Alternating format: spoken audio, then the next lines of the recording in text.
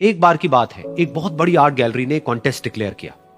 उसमें उन्होंने अनाउंस किया कि जो भी पेंटर पीस को डिपिक्ट करने वाली वर्ल्ड की सबसे अच्छी पेंटिंग बनाएगा उसको $10 मिलियन का इनाम मिलेगा। यह बात पूरी दुनिया में फैल गई और पूरी दुनिया से हजारों पेंटर्स ने अपनी अपनी पेंटिंग भेजी उस कॉन्टेस्ट में पार्टिसिपेट करने के लिए।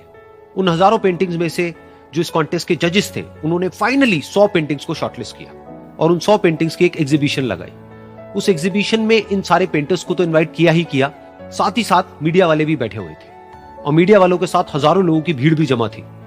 क्योंकि प्राइज अमाउंट इतना बड़ा था तो सबका इंटरेस्ट था ये जानने में कि कौन जीतेगा, कि वो पेंटिंग कैसी होगी और कौन वो पेंटर होगा जिसको इतना बड़ा अमाउंट मिलेगा। फाइनली वो दिन आ ही गया। वहां पर सारी ही पेंटिंग्स देखने लायक थी और एक से बढ़कर एक थी। उसमें से कुछ पेंटिंग्स थी जहां पर सबसे ज्यादा भीड़ थी।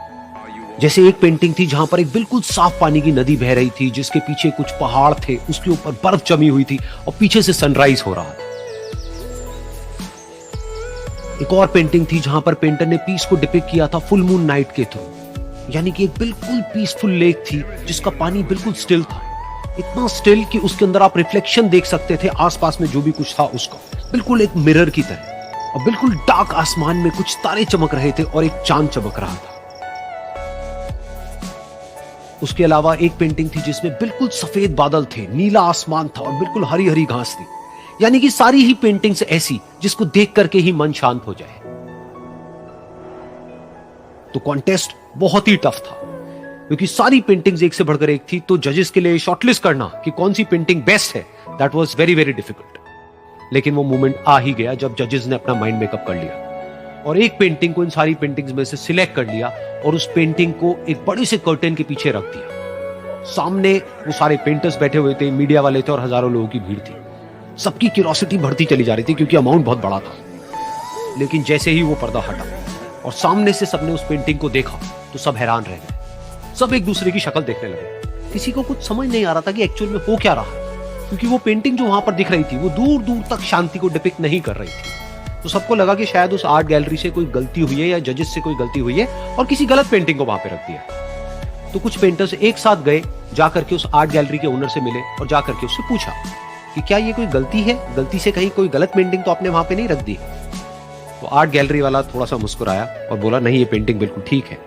जजेस ने इसी पेंटिंग को सिलेक्ट किया है और यही पेंटिंग आज की विनर है। सारे पेंटर्स ये जवाब सुन करके गुस्से से भर गए और सबने मिल करके रिवोल्ट कर दिया। और ये देख करके सारे मीडिया वाले अपनी अपनी जगह से खड़े हुए और भागते हुए गए उस आर्ट गैलरी के ओनर के पास में और अपने अपने माइक्स उनके मुंह के आगे कर दिए। तो अगेन वो आर्ट गैलरी का जो ओनर था वो हल्का सा मुस्कुराया और उसने कहा कि मुझे कुछ बोलने से पहले एक बार इस पेंटिंग को आप लोग ध्यान से देखिए, थोड़ा पास से देखिए। शायद आपको कुछ ऐसा नजर आए जो दूर से नजर नहीं आ रहा है, क्योंकि आप सबने एक चीज तो देख ली कि इस पेंटिंग में आंधी है, तूफान है, चारों तरफ सब कुछ तहस नहस हो रहा है, आसमान में बिजली कड़क रही है, काले बादल हैं, ये सब तो आपने देख लिया। लेकिन एक चीज नहीं देखी कि इस पेंटिंग में एक घर भी है। उस घर में एक छोटी सी खिड़की है जहां पर एक आदमी खड़ा हुआ है। ध्यान से जाकर के देखिए, वो जो आदमी खड़ा हुआ है और बाहर देख रहा है उस घर से, उसके चेहरे पर कोई डर नहीं है, बल्कि एक हल्की सी मुस्कान है, एक ठहराव है, एक सुकून है। और यही है शांति का असली मतलब।